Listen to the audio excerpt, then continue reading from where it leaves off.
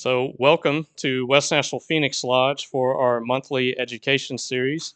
We are super excited to have with us tonight the Grand Chancellor of Ukrainian Freemasonry, Brother Charles Hofferberger. Did I do that right? Hofferber. Hofferber. Yeah, Brother there you Chuck. go. So, Brother Chuck is with Brother us Chuck is live. fine. Yep. And we've got this in-person audience, but also a lot of brothers are watching on YouTube and Facebook as well. So with that, super excited to have you. Very, very thankful that you were able to do this for us. And take it My away. pleasure. The brethren of Phoenix Lodge number 131, and the brethren of the Grand Lodge of Tennessee, I bring you greetings from the Grand Lodge of Ukraine, from the most worshipful Grand Master Anatoly Demchuk, the Grand Lodge officer, and the brethren of Ukraine. And I might as well give you greetings from the brethren of Turkey, since that's where I presently am. So it's a little background. I was asked by Brother Jeff to speak about Freemasonry in Ukraine, and so to get you there, you need to kind of understand how I got there. I'm a U.S. citizen, born in Oklahoma, worked the last 20 years of my career in the Dallas, Texas metro. And I ended up in Ukraine. I married my wife. We've got 3 children. And we're currently in Antalya, Turkey, in the southern part of Ukraine. Southern part of Turkey on the Mediterranean. My home is Mykolaiv, Ukraine, in the southern part of Ukraine, which you've probably heard about on the news. In the last few months before the war started, January, February, I was having some difficulty with our embassy in Kiev and the Department of State, and I was a little delayed getting out of Ukraine, waiting on documents. I kept getting messages from the Department of State. Have you left the country yet? No, I haven't left the country yet. Neither am I going to leave the country until after I have received my son's documents, or unless there's active war. Well, about 4 days before the active war, I'd got my documents and was making plans to move out. I thought I had a couple of weeks left, but it was on the 24th when Putin attacked Ukraine, the 25th, and about sunset on Friday, when several Russian helicopter attacks were on Mykolaiv. I had already made plans for a friend of mine, Igor, has a large van to drive me, my wife, our 3 kids, and our friend who's their godmother out of Mykolaiv and get west of Odessa to go into Moldova. And there were several helicopter attacks in the west part of Mykolaiv that night, and it was pretty cold out. I had my window open. I was up all night packing, and about midnight, the cruise missiles started hitting and exploding, and one of them hit close enough it blew the windows open in my flat. I had already contacted Igor when the attack started, said, Igor, don't wait until 9 o'clock to come get me. Come get us at 6 a.m. as soon after as you can, as soon as curfew is over. About 6:10, Igor was at the front door. We loaded up in our suitcases on Saturday morning on the 26th, and we headed out. I had an alternate route planned out. Later, we found out after we got to the border station to cross over into Moldova, that the Russian tanks were on the street in front of our house, our building, 2 hours after we left. It was that close. Anyway, we got out, and because of the issues I had with Department of State, I had to pick a country to visit an embassy out of country. I searched all the embassies west in Europe, and I found just a couple that had reasonable openings on their schedules. And uh, the one that ended up being was in Turkey, and I selected Istanbul because I've got a brother that's a good friend that lives there. So we ended up traveling to Turkey and moved. We couldn't find any place to stay in Istanbul after 3 or 4 days of searching, and we moved south and ended up in Antalya. And there's actually several brothers here who are members of the Grand Lodge of Ukraine. So I'm going to work a little bit backwards and start. When I met Jeff, I was a Grand Junior Warden of the Grand Lodge of Ukraine. I'd gone into the Grand Lodge office, not being fluent in Ukrainian, and to help with the Grand Lodge international recognition and communication with primarily with the U.S. Grand Lodges and some of the Western that speak English. I was doing what I could do to help, and from there, as the officers changed, I moved into this Grand Chancellor office. I was in the south of Ukraine, but we didn't have a lodge in Mykolaiv, but a couple of the brothers lived there. I moved there in 2013 and been there 8+ years. And when we started out, I would travel with the brothers from Mykolaiv to Kiev to attend lodge. And we'd leave about 5:30 in the morning, drive 6 hours, get to Kiev about 11:30, change clothes. Lodge starts at noon. We'd spend the afternoon at lodge, turn around and drive back at night, get home about 1 in the morning. That was a typical lodge weekend. And that's more common, the rule that used to be for Ukraine Masons to travel long distances in time to come attend lodge. I'm past master of Immortality Lodge number 8 in Kiev. And Immortality Lodge is an English speaking lodge that works in emulation ritual from London, from the UK.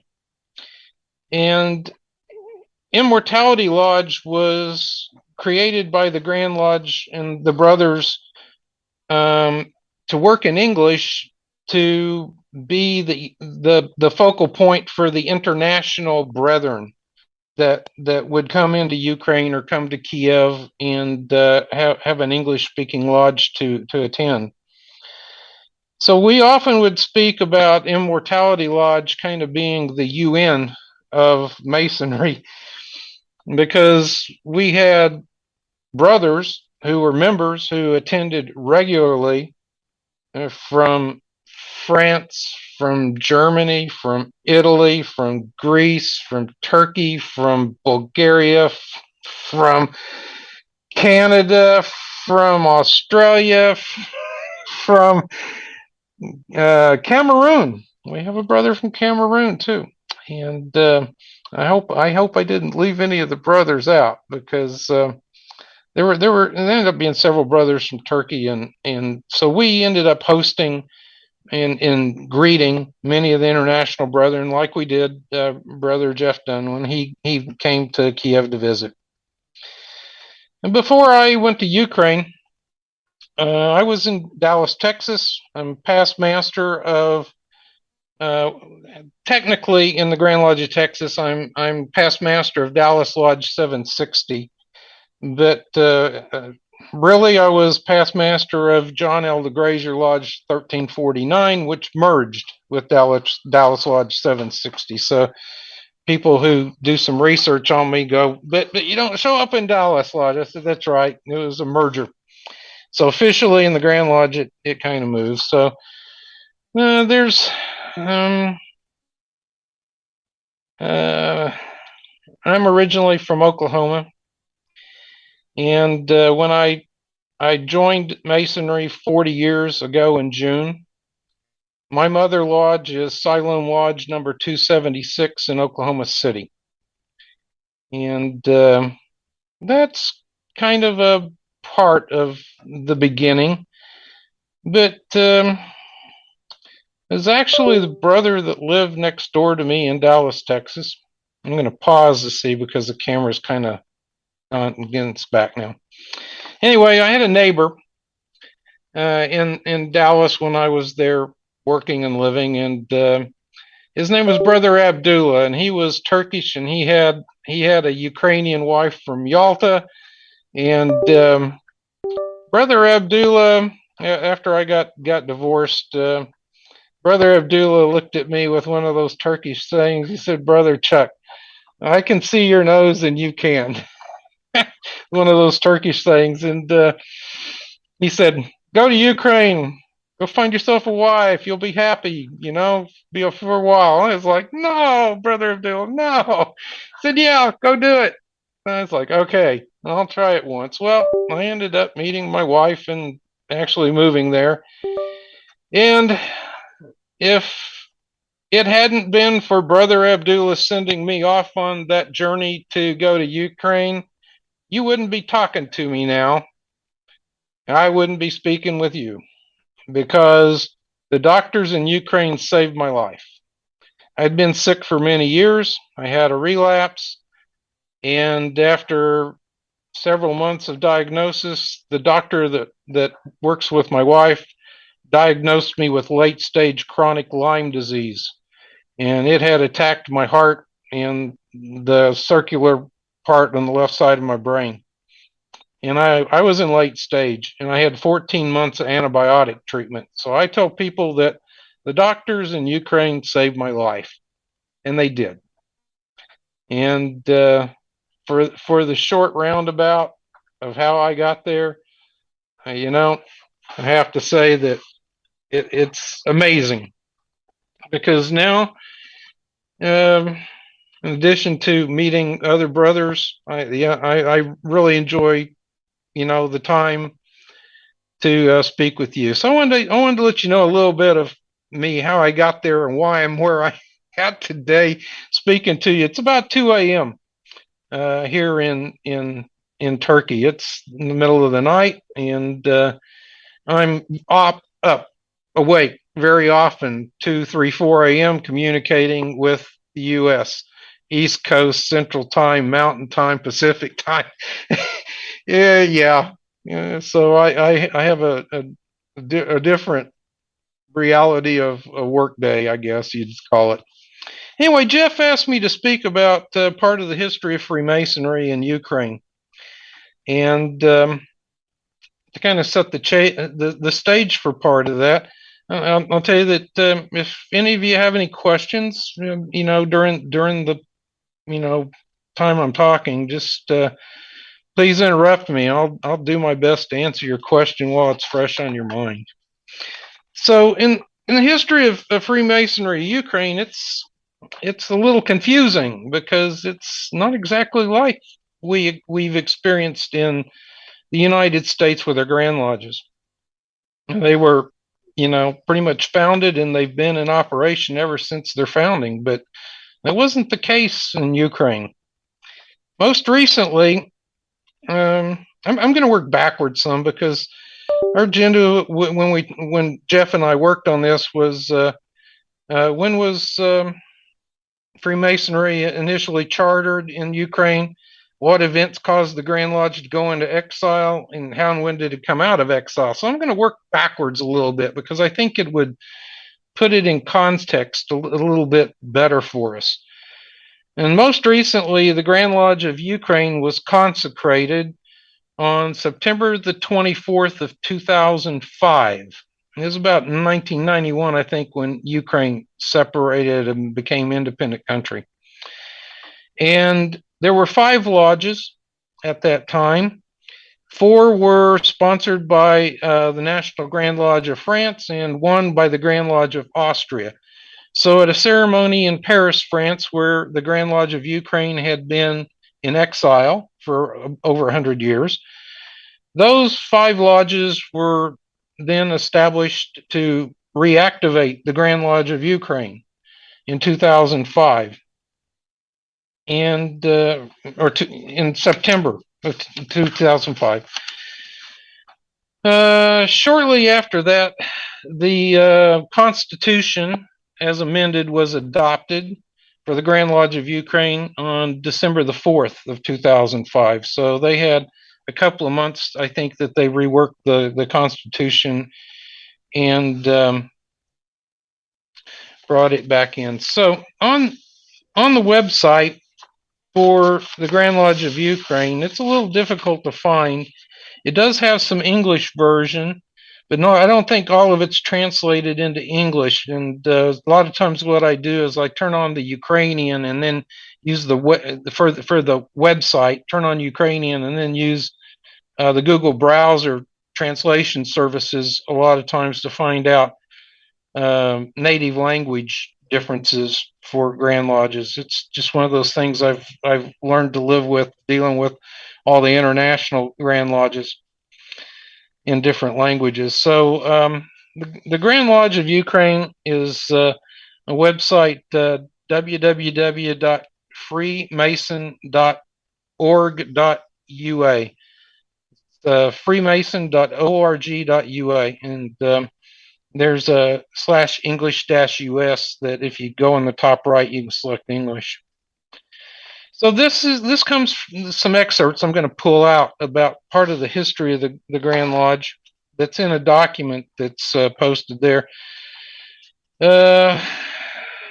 Several years ago, when I entered the the Grand Lodge as an officer and started helping with mutual Grand Lodge recognition, I think we had about 80 some odd recognitions.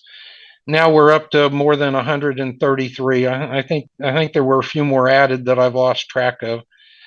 But when I send out the document package for mutual recognition, right now there's more than 133 international Masonic jurisdictions in the world that are recognizing the Grand Lodge of Ukraine.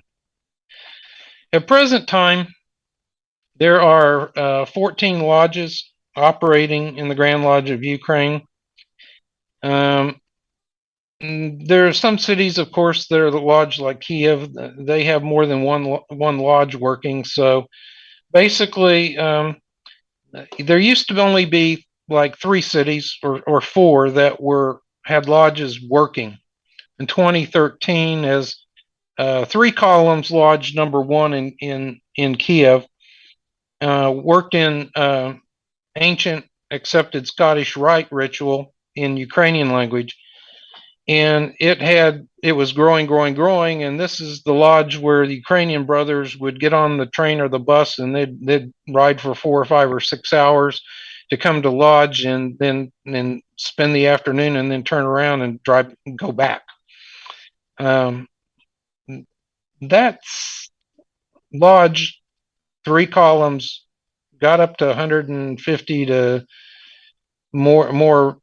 I think it was getting close to 200 in membership, and so the Grand Master started an initiative to establish lodges in other cities across Ukraine where there was enough brethren, and so some places they weren't quite enough brethren in those cities to sustain and officially charter a lodge. So brothers from other cities and other lodges participated in those lodges at a distance, and attended those lodges until the lodges in those cities grew and became established, and I'm going to say self-sufficient in their own membership to chair their offices.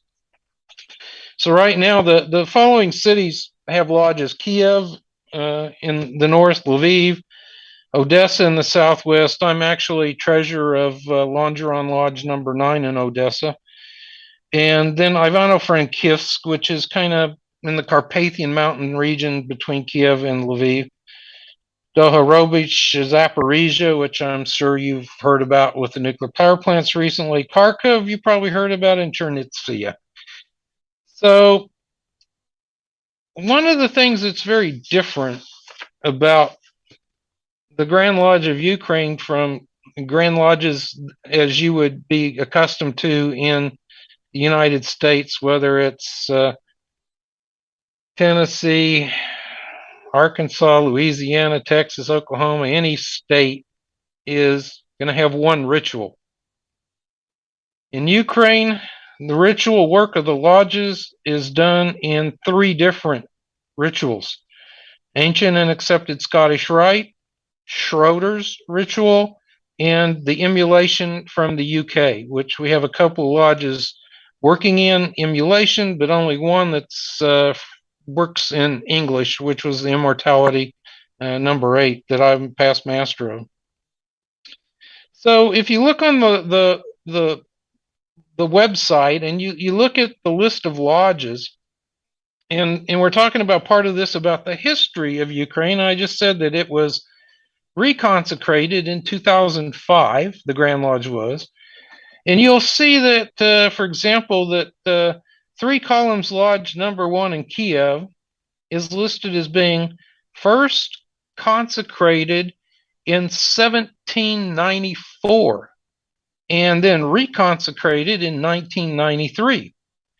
And further down, you'll find another lodge which is called Pontus Exinus, number 18 in Odessa, first consecrated in 1817 and then reconsecrated in 2017. And I was present for that reconsecration and the establishment of the Pontus Exinus Lodge.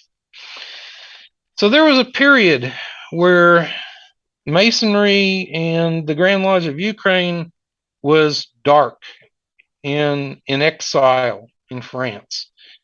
So you have to kind of, when you work backwards, put part of European history in perspective. And I have to admit, I wasn't the best in European history parts, but I've been improving with part of what I've learned in time with being in Ukraine.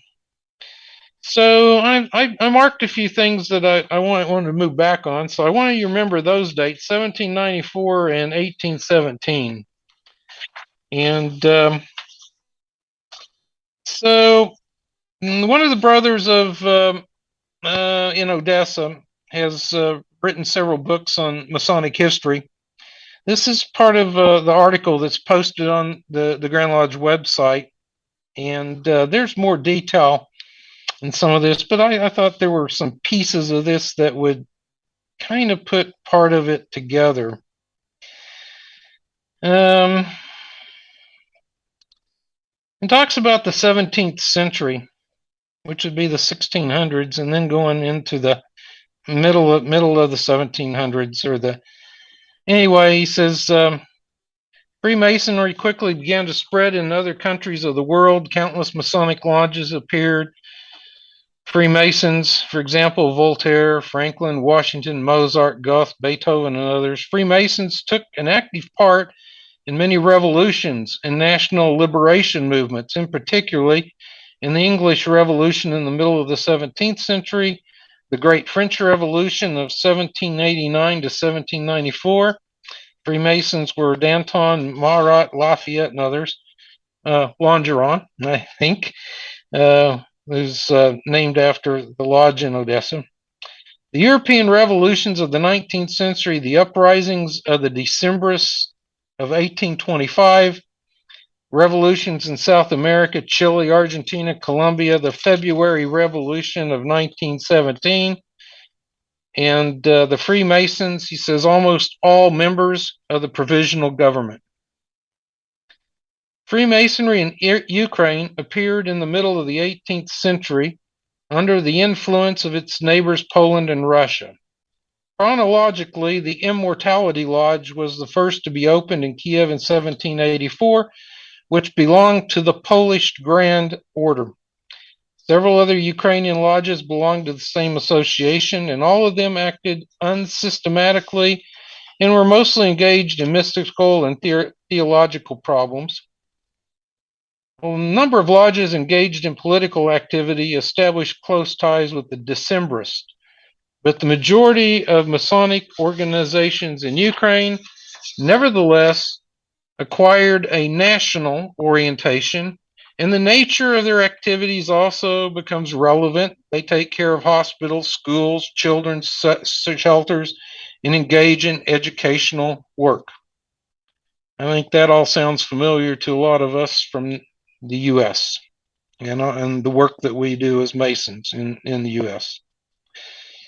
It was the national orientation of Ukrainian Freemasonry that caused its quick ban 2 years later in 1822.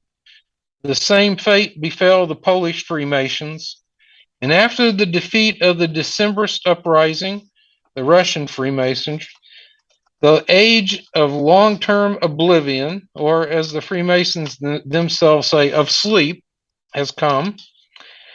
And only at the threshold of the 20th century, Freemasonry resumed its activities in the land of the Russian Empire. Having opened in many cities of Ukraine in 1900, all lodges united around the Grand Lodge of Ukraine. In 1912, at the first Convention of Lodges of Russia, the struggle between Ukrainian-oriented lodges headed by Hereshky and pro-Russian lodges headed by Stengel began. Soon a local Masonic council was organized in Kiev, the members of which became famous Ukrainian political and cultural figures, Markotun, Petliura, Hereshky, Rozhes, Tereshchenko. After the February Revolution of 1917, Freemasons of Ukraine were actively involved in the political struggle. By their actions, they actually initiated the proclamation of the Ukrainian People's Republic. This happened after, in October 1917, at a meeting of the Supreme Council of Freemasons in Ukraine, the deputies informed those present about the position of the Ukrainian lodges, complete separation from Russia, and reorientation towards Germany. That could sound a little bit familiar to today's activities. In 1918, members of United Slavs Lodge, Hetman Pavlo Skoropadsky and Markotun, conducted negotiation with the French brothers in Stockholm and Kiev with the aim of financing the Hetmanate, but to no avail. At that time, the place of the Grand Master of Ukraine was occupied by Petliura, to whom the emissaries of the French lodges already provided funds for the creation of the Hadamic regiments and financing of the pro-Entente publications. After the defeat of the troops of the Ukrainian People's Republic, Petliura took the archives and relics of Ukrainian Freemasonry to France. Later, the Voice of Ukraine Lodge was organized in France, which became a part of the Grand Lodge of France. In Soviet times, Freemasonry plunged into a very long sleep. In 1991, reports appeared and alleged about the restoration of Freemasonry in Ukraine under the patronage of the Grand Lodge of France and GLF. There's some notes about a few other lodges from 1917 to 1918. The Flaming Star Lodge. One was Osiris Lodge, which it said opened on December 26th of 1818 and corresponded to the Scottish degrees. The meetings were held in Polish and French language, and the lodge was banned at the end of 1822. So this part about the Scottish degrees and this last part, the fate of the Podil lodges was similar to other lodges of the Russian Empire. Their traces were lost after the ban on Freemasonry in 1822 to 1826. And anyway, there was some efforts to locate the physical location of the Podil lodges in the city those were in. So most of this was related in terms of the Grand Lodge of Ukraine going into exile and going into political upheavals, wars throughout Europe. And that last part that talked about the Scottish rituals, there was some other research done later, I think after this was written, that there were some very strong connections in the support when the Grand Lodge of Ukraine was originally formed before the Dark Age, that was supported by Masons from France and a Grand Master from Scotland. And they've actually found some of the records in Scotland that connected them to the support of Freemasonry in Ukraine. It's difficult, I think, to understand that Ukrainian Masonry went through a dark age with the Tsar of Russia. Then it went through another dark age with the Bolsheviks and the communist Soviet Russia, which put it into the 100-year range or something like that to come back out. Having been rather close to a lot of this in the past 8 years, I have to say that our issues with the Grand Lodge of Russia didn't go away. And it's been some difficult times between the Grand Lodges of activities with establishing Masonry in the other countries, such as Kazakhstan, the country of Georgia, and I'm going to say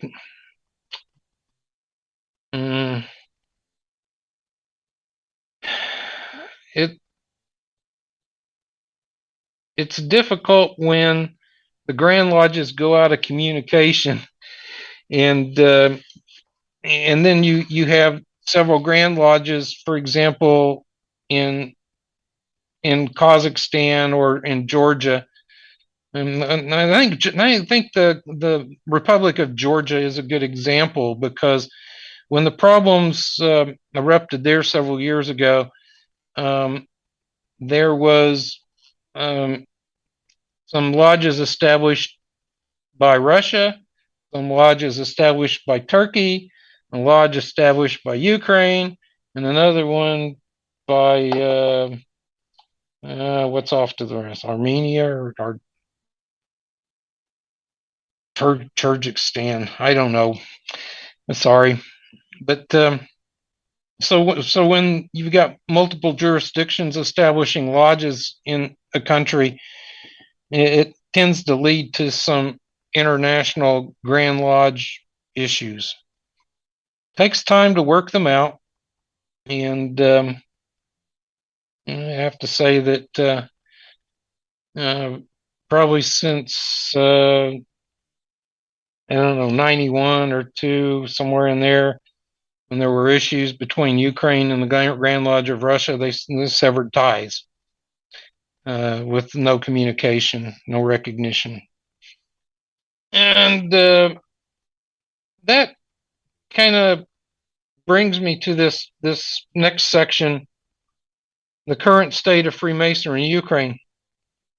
And I've already talked to you a little bit about how the brothers would travel to get to the lodges, but most of the lodges work on Saturday or Sunday, not during the week, like we've been used to in the USA, simply because of the travel time for the brothers to get there.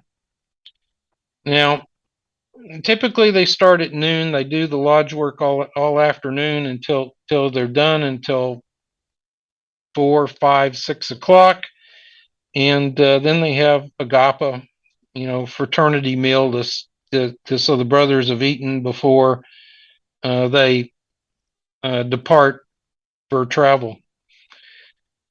And these say the stated meetings and stuff when we started out, I wasn't even close to fluent in Ukrainian or Russian. I was traveling with the brothers from Mykolaiv up to Kiev every month to attend lodge, and I could sit there and understand enough of what was going on. And they were having a lot of applicants, petitioners, trying to come in to join the lodge. And I was sitting there watching this, and so they have a very thorough vetting procedure. And after they do the typical 3 master interview and stuff, if they pass through that and lodge vote, then they bring this petitioner to the lodge. Now, the lodges in Ukraine, they're not public like in the USA. There are no lodge locations published. There are no signs on the lodges that say, here's the lodge and this is where it meets on such and such day. The brethren do not tell anyone where the lodges meet, when they meet, etc.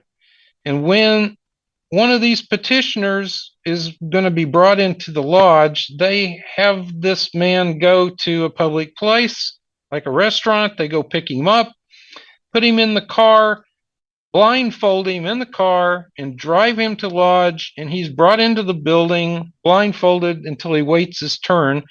When he's brought into the lodge room during the open meeting, and went black for the blindfolded interview. And this was my experience of when the brethren would reject a lot of these petitioners. And I could understand and hear the tone of how the questions were going, because any master in the lodge can put a question, raise their hand for the master to be recognized, and put a question to this petitioner.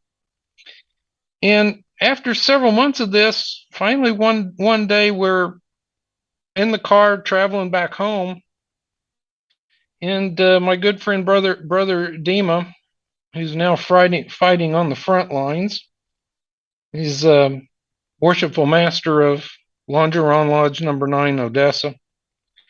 He was there, and I finally asked him. I said, "Explain to me, please, what happened, and why was this petitioner rejected?"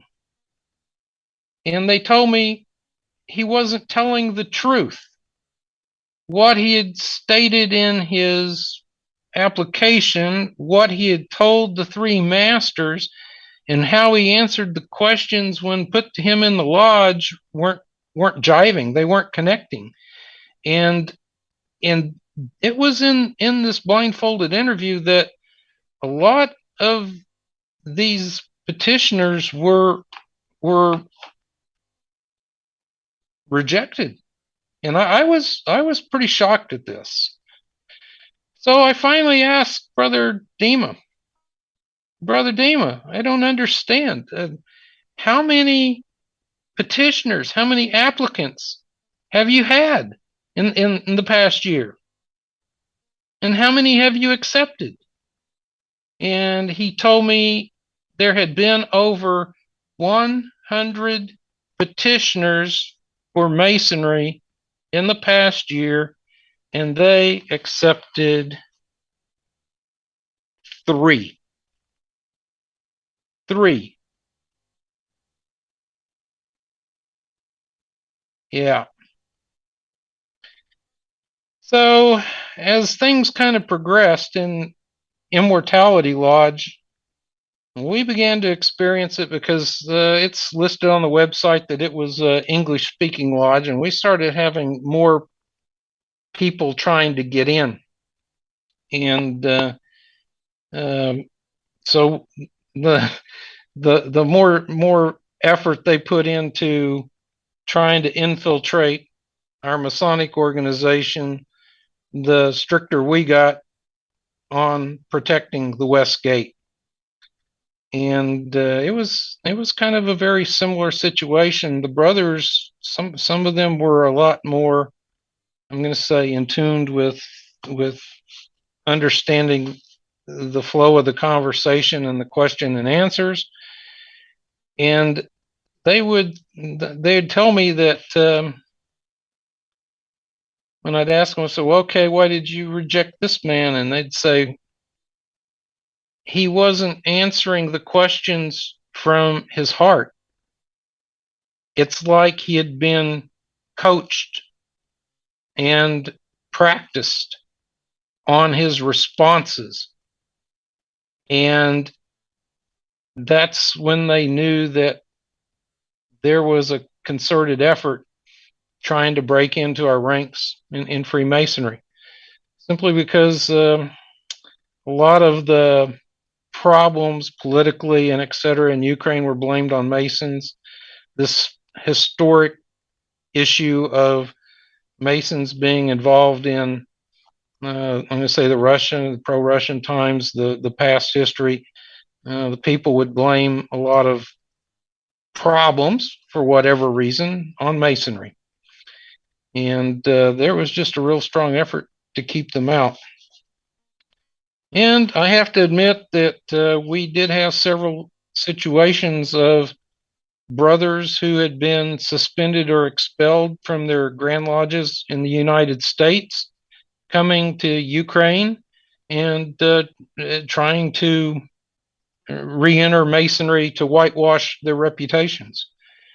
And after we caught a few of them, we closed the West Gate a little harder and got a little more close about it. Now, you may think that is all difficult, that it's not letting very many men into Masonry. But I'll tell you that Masonry, because of this in Ukraine, is an extremely close brotherhood. It's amazing. I think brother Jeff Dunn can talk to you about his experience of what he found there. Because of how close the gate is guarded, raising the bar of entry to become a Mason and understanding that it's a decision on a way that you've decided to live your life to become a better man, and not to use it as a social club or something to put out as a credential or something to impress people. It's the difference that makes the fraternity stronger.